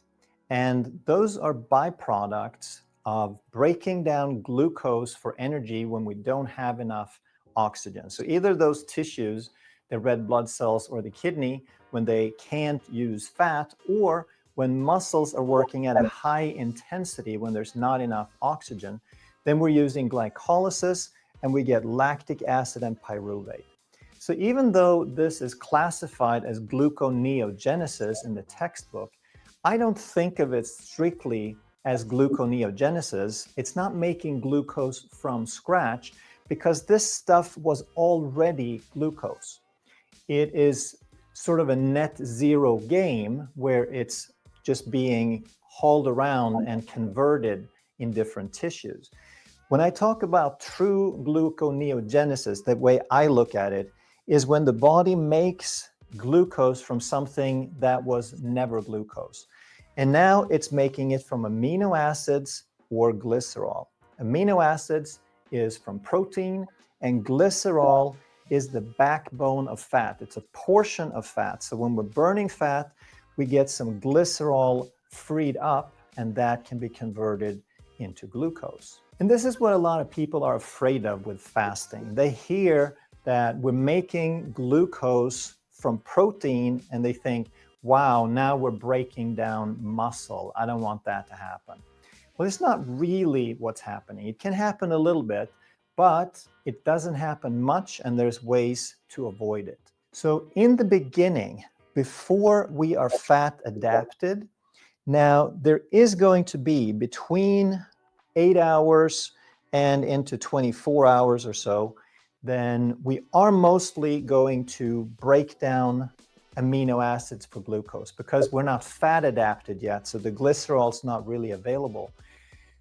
But first of all, it's a limited time, and secondly, it's not all muscle tissue. Some of this is loose skin, some of it is old dead cells, and some of it is just junk and debris and pathogens in the body that we're trying to get rid of. And then something else happens, which is autophagy and an increase in growth hormone. So already after about 12 hours, we have a significant increase in growth hormone. And this keeps growing over the next week, so that after 2 days, we already have a 5-fold increase in growth hormone. And this does two things. Both autophagy and growth hormone kind of work together, and they make the body better at recycling. And they also promote fat burning. And when we burn more fat, we make more glycerol available. So now we have that to make glucose from.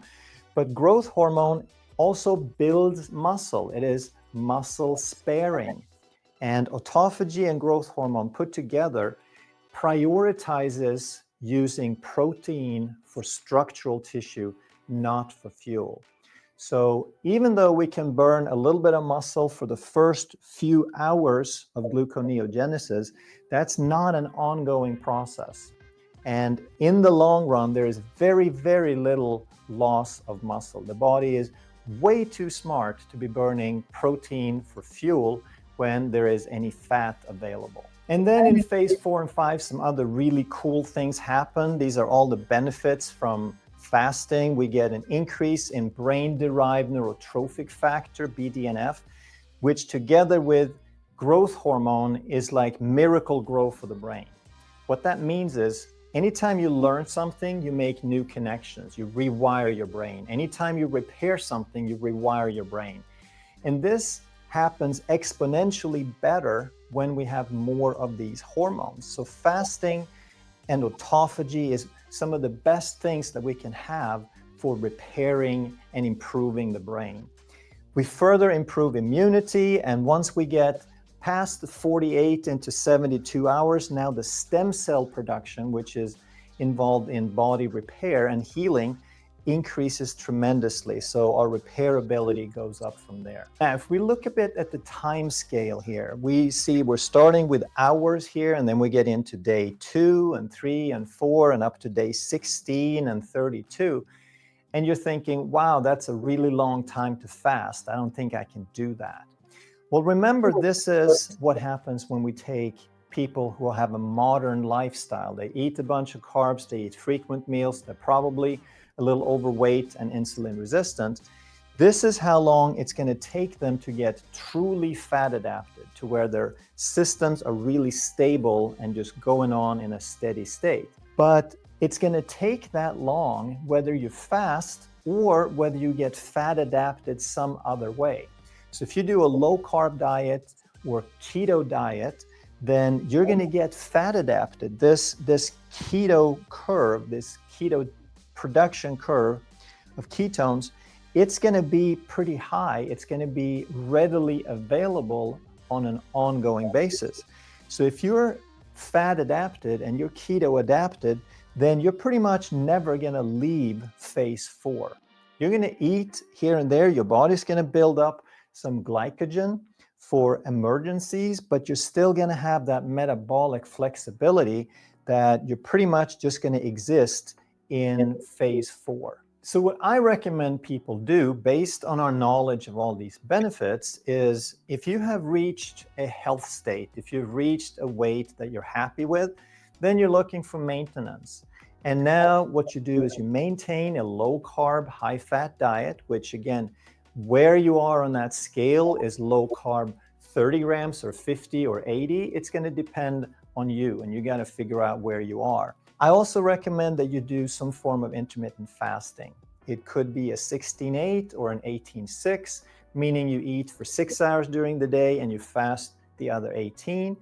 And depending on how easy or hard it is for you to gain weight or lose weight, some people lose too much weight and some people put weight back on. So therefore, you're going to probably alternate somewhere between 18-6 and OMAD, depending on the person. I can't do OMAD all the time because I lose too much weight, but I want the benefits of this extended fasting, so I alternate between these two. And then what you can do is make a longer fast once or twice a month. So if you have dinner at 6 and then you don't eat at all the next day, and then you have breakfast, you got a 36-hour fast. If you skip breakfast, go to lunch, you got a 42-hour fast. And I think it's a great idea to do this once or twice a month. Then a couple of times a year, maybe once a quarter, maybe twice a year, you do a longer fast. Because if you go beyond 3 days, now you're getting into some serious stem cell production, some deep states of autophagy and repair. And this is pretty much what I do. This is what I would recommend for maintenance. However, if you are looking to reverse a condition, maybe you have a disease, maybe you have some obesity, maybe you have some cancer or some autoimmunity, now you just want to do maybe a little bit more. You don't have to. If this does the trick for you, then just do that.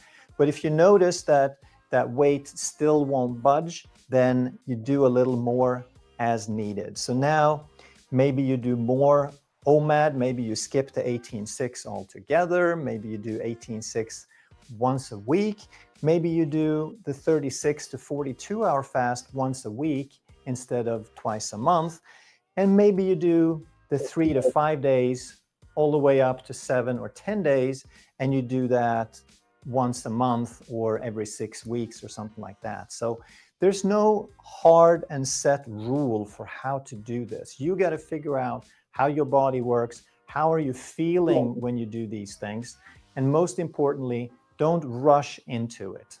Do this gradually, learn how your body functions, learn how it feels, and then you move on from there. If you enjoyed this video,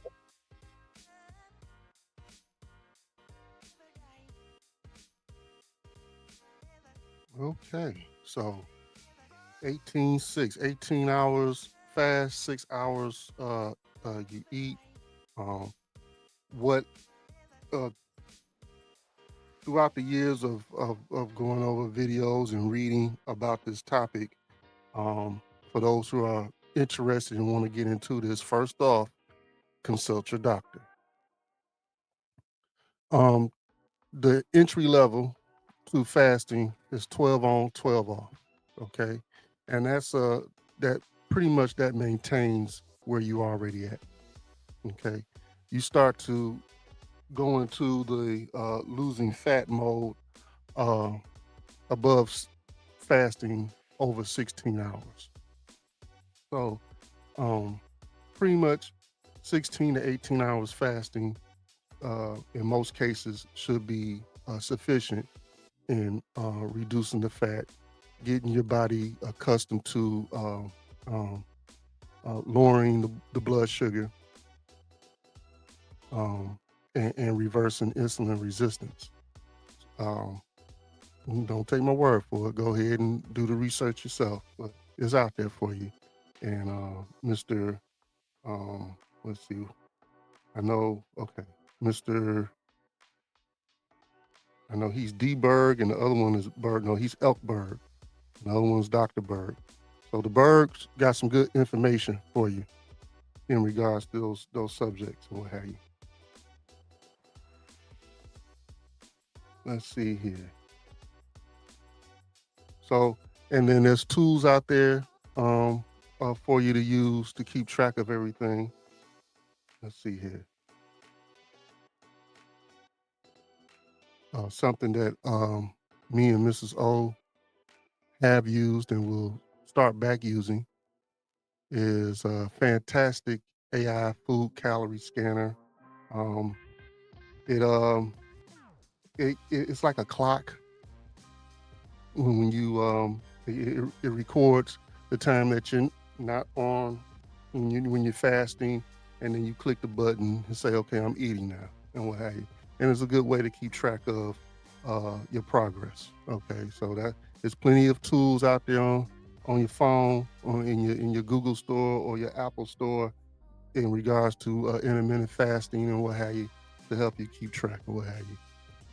So that's a good tool to use in regards to that. and what have you. So let's see, we take this off, take that off, and what have you. And now I'm going to hit you with something else, in regards to our people, Indians, Native Americans, African Americans, and non-white Latinos. So the reason why you are, the core reason why you are not, why you are suffering from this condition the most, is because you're not following the law, statutes, and commandments. And yeah, I'm back on that again. I am back on that again. One of the commandments that you are not following in regards to your diet is this: Ecclesiasticus, also known as Sirach, chapter 37,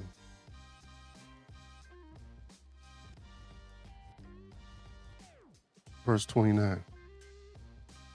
And it reads, "Be not insatiable in any dainty thing, nor too greedy upon meats."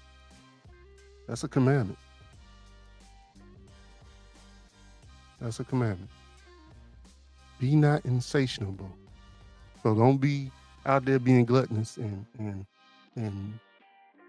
wolfing down a 12 pack of donuts, washing it down with a gallon of milk, and then 3 hours later now that's your breakfast, right? And then 3-4 hours later, you in the McDonald's line, and then another 3-4-5 hours later, you either eating again. That's just way too much. Our bodies was never designed to eat like that. Okay. All right. So If you follow the law, statutes, and commandments, us as a people, we wouldn't be in this situation in the first place. All right. So that ends that segment of the show. All right. So we're gonna go into the snatch shenanigans. Okay. We got a TikTok teacher allegedly sexually assaulted a student. All right. So let's get into that thing.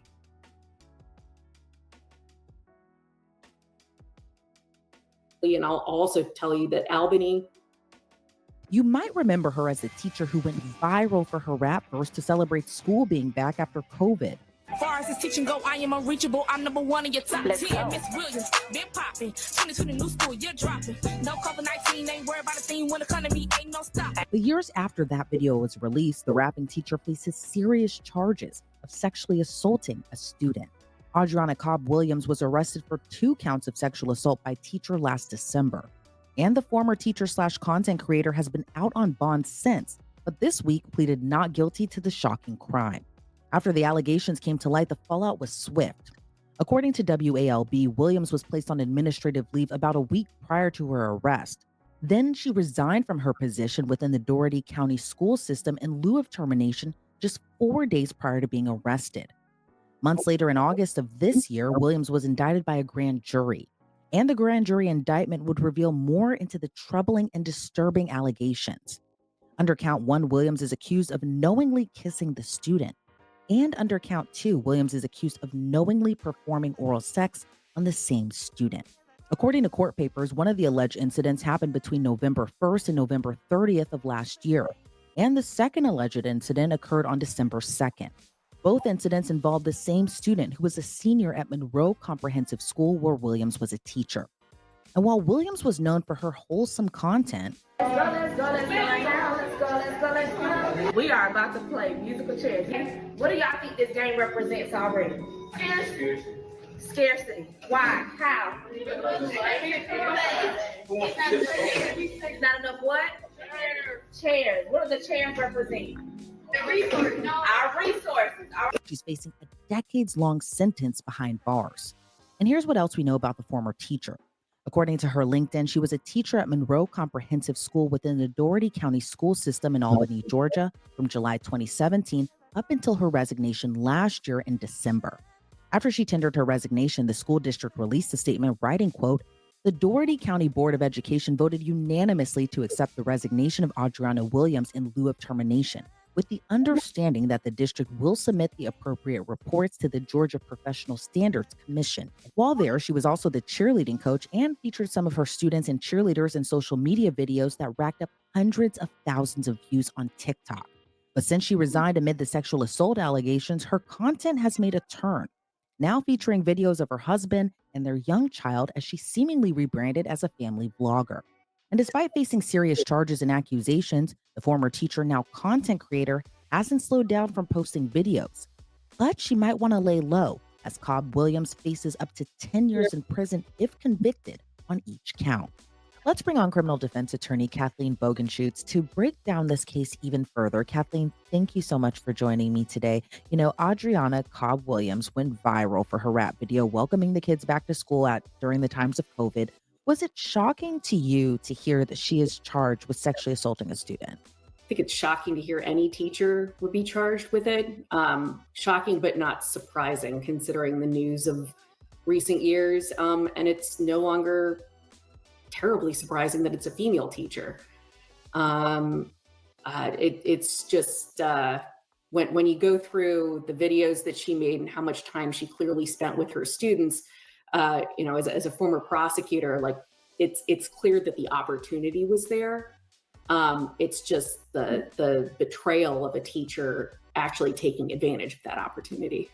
And, you know, the allegations are pretty disturbing, especially given her online persona, her upbeat personality that she portrays on social media. But she's accused of, sexual contact, kissing the student, sexual contact again, performing oral sex on the same student. What are your thoughts on just the nature of the disturbing allegations she faces while still kind of portraying this persona on social media? So, just a little bit of history. A lot of these laws have changed, even in the past 10 to 15 years. About 10 or 11 years ago, I started in sex crimes, and I'm in Florida, but a lot of states have changed their laws, and Georgia has done so as well, to include 18-year-old students in this. In that it is also a crime to have any kind of sexual contact with an 18-year-old, just as much as it's a crime to have sexual contact with a 17-year-old. And one of the elements of that offense is that you are in a position of authority over that student, and that student attends your high school. So when I say we, former prosecutors and my old unit, we used to get in teachers that were having consensual relationships with 18-year-olds they were teaching, and there wasn't a way to go after them. So they've kind of tightened up those laws. You could try to go after, it's a familial or custodial relationship, but then if they weren't in the class, if they're just another teacher at the school, they had them in the past, there's no way to go after somebody like this. So you'll see in this indictment that they refer to a, quote, 12th grader, and they never refer to the student's age in it. Some 12th graders, by the nature of how we divide up grades in the US, most 12th graders will turn 18 during that school year. And some, especially considering the pandemic and students being left back and stuff like that, might even turn 19 during their last year of high school. And, as we continue to live on social media for a lot of us, and we see people like Williams, who was an influencer. And at first, for her in particular, she posted about, her children that she coached and taught. Then it kind of turned into family vlogging in a way. Do you think that there was a problem at all of how close she was to her students, or even that she was oversharing her students on social media? I think that is something that the school board and she and the parents are all going to have to grapple with in the coming days. I've certainly seen plenty of teachers put their students on social media. And there's a point to the argument that she's kind of meeting them where they are. When she first went viral, it was pretty much the height of the pandemic. It was the summer of 20, going back to school. And, kids have been home since March, and they're really interacting with each other only virtually. And that's a great way to meet students where they are and interact with them, get them excited to come back to school when you maybe haven't had the kind of attendance that you would look for online or virtually. And I'll also tell you that Albany, Georgia is kind of a more rural area too. So to get students into the school and get them back into the school, that's a fantastic idea, in my opinion. The problem with that is when you blur the line as to who's the teacher and who's the student. And that's the main issue. Okay. But using the kids on your personal account, this is not something that was on sanctioned by the school board, the principal at all. So it wasn't posted on their YouTube or Instagram or Facebook accounts. It was posted on your personal account. And based on that alone, and you go back in Surreal Sunday's catalog, we went over a father being accused of exploiting his own children.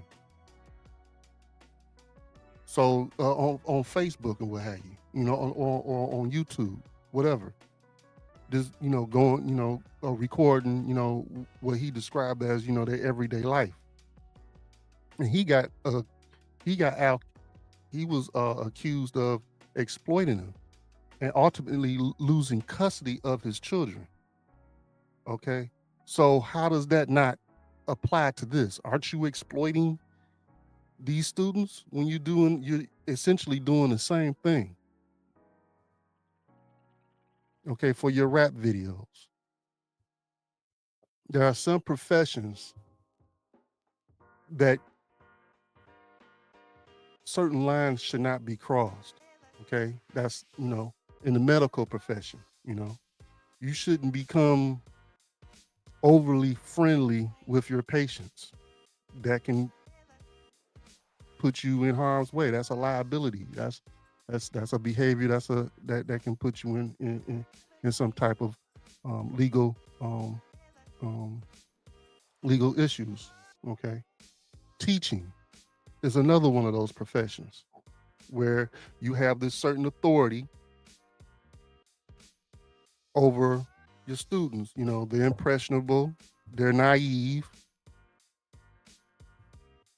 to a degree. And there's just certain lines you should not cross, you know.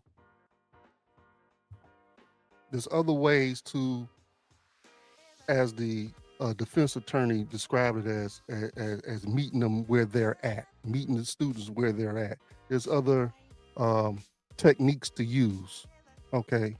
And teaching is an old profession, you know, and they rarely used rap videos as a way to meet where they are at, so they can and cause the child to become excited about learning. Okay, so she didn't use wisdom at all. As far as her allegations, they are allegations. But you know, where there's smoke, there's fire. There is fire. So there's some truth going on in that. That's not a complete lie. Something happened somewhere. Okay. So Ms. Williams, you have made it to this week's Snack Shenanigans. Congratulations. All right. So we're gonna go into the next segment of the show, which is that hot video. Let's see what we got. Okay, original royalty recorders present Solomon the Jew featuring 12, Zane, and T Silent in Snooze. Enjoy.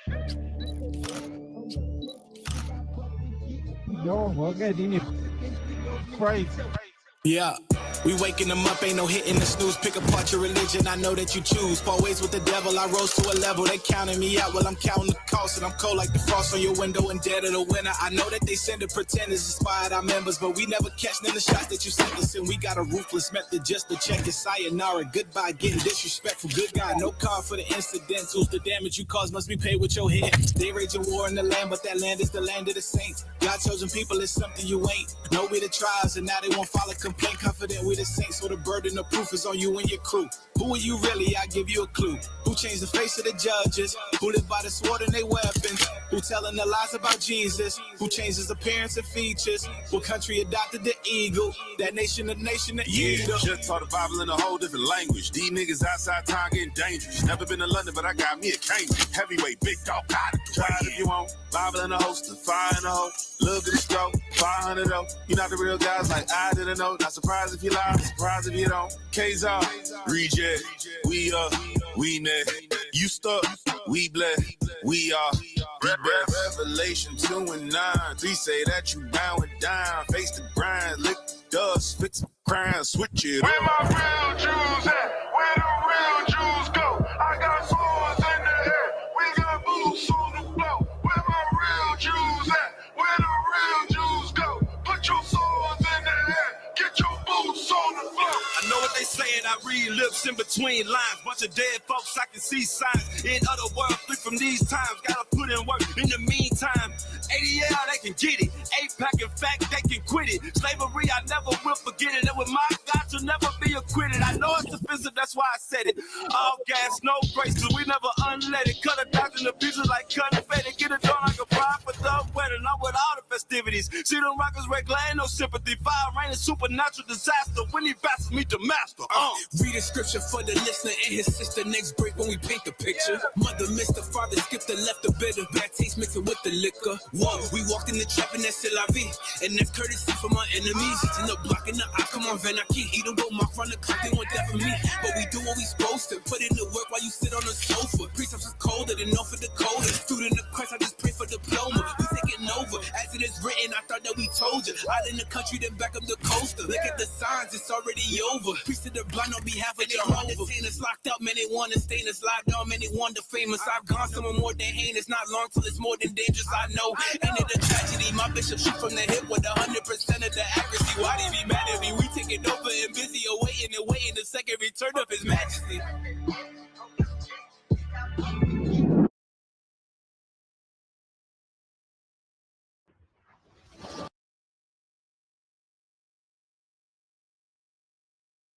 Ooh-wee. That was fire. All right. All right. That was Sons of Thunder featuring that was not that was Solomon the Jew featuring 12 Zane and T Silent in Snooze out of the original royalty recordings family. All right. So check that thing out. It's on Apple Music, it's on I think it's called Google Music. I'm not sure. And get that thing. All right. Righteous music. All right, so here we go. This is the we're getting into the last segment of the show, and you already know what that is. You already know what that is. That is whiskey of the week, baby. That's right, whiskey of the week.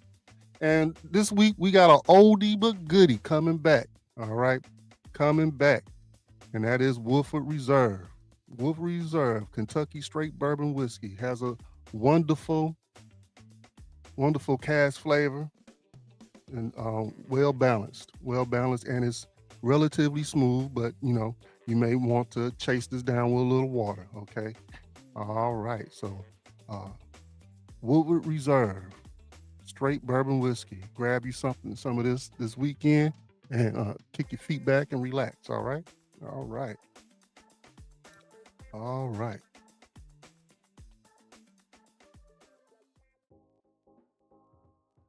So there you have it, folks. We have what we talked about today was diabetes, insulin resistance, and what it is, and from some particular schools of thought on what exactly that is, what are the underlying causes of that, and what Dr. Edberg brought out was years and years of abusing your metabolism. Okay, you can reverse that thing. Okay, so one of the ways to reverse that thing is, of course, following your doctor's recommendations. Okay, and then talk to them about intermittent fasting. Okay, but that's not the only thing though. You're gonna have to get active. You're gonna have to do something. You're gonna have to move. All right. One thing that my doctor had when they was explaining to me is that in order to overcome the insulin resistance, you're going to have to move. And when you're exercising, it overrides. Just like when they use the injection, the same thought process or the same theory applies based on what my doctor was explaining to me. So the medications that force the glucose and what have you into the cells and what have you by means of pumping more insulin and what have you, you could do the same thing just by working out. Okay. Now you don't have to be no gym rat. You don't have to be no gym rat. You can go outside your front door and walk around a block a couple times. Okay. Get you a good 30, 40-minute brisk walk in. Okay. You can fit that somewhere in your schedule. I'm quite sure. And I'm talking to myself as well. All right. So you can do that thing. All right. And that I'll get one of the biggest groups of muscles in your body, which is your quads and your hams, get them things moving. They'll get a lot of glucose burnt, get that going. And it will force your cells to open up and receive and use up the insulin and use up the additional glucose that's in your bloodstream. Okay. All right. So again, depending on where you at with your diabetes or insulin resistance or what have you, because there is a diabetes out there where you struggle to keep and maintain a good level, a good glucose level. Okay, those people have to actually watch how they eat. Okay, they got to eat more frequently to keep their glucose up. That's when they done shot their liver to hell, and that's probably because of alcohol abuse or what have you. So in that instance, fasting might not be for you. Okay, but for those with high levels of glucose and what have you, and they are insulin resistant, that fasting thing might be something for you. We're not trying to offer any medical advice. We're just giving you some options. Run it past your doctor. Run it past your doctor before you get involved in any physical activity or diet. Okay. So that's the conclusion on that thing, or what have you. So thank you for coming out, checking us out tonight. You could have been anywhere in the world, but you decided to rock with us tonight. And we appreciate and love that thing. And then as always, remember, you are your brothers and sisters keeper. And with that, we'll check you out next week. Peace.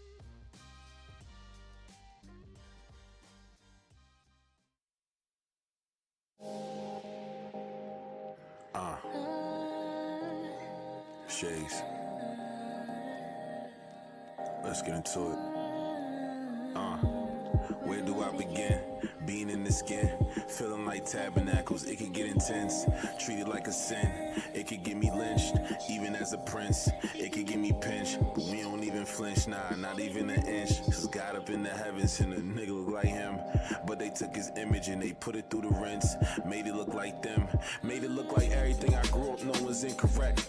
They never said that I was ugly, but it's indirect. I used to get offended looking at my different flesh. But I bask in the sun, now it's limitless. For real, it took a while to get through to me too. Made from the same earth, we get nutrients through. Formed by the fingers of God, as mud in his cuticles too. And every shade is a beautiful view. Shades, here's something you need to know. The skin you in is gold, watch it glow. You a seed in the soil you need to grow. It look just like me, it gets darker, deeper you go. Deeper that you go, deeper that you go. You don't even know. You a seed in the soil you need to grow. It look just like you, it gets darker, deeper you go. Shades, brilliant tone, radiant surface. Encased in worth and glazed and perfect.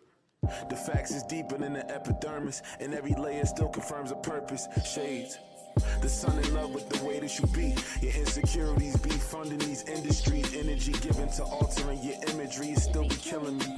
Never take the word of your enemies over we. Embracing the way you was made, the hell is a flaw. Went from being ashamed to being in awe. All the standards have changed, no longer belong. I wish they make it a law to see what we saw. You for an unskin, it's not a praise. Mixed is not a phrase. Don't forget you a light to the world, a lot of rays. How can you see this wave of truth and be not amazed? Self-love is not a phase. Here's something you need to know. The skin you in is gold, watch it glow.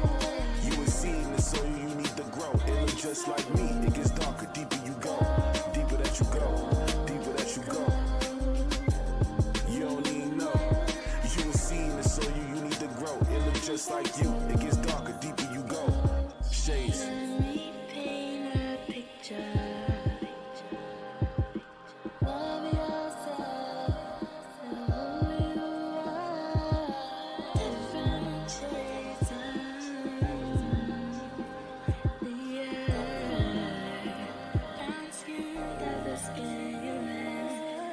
Here's something you need to know.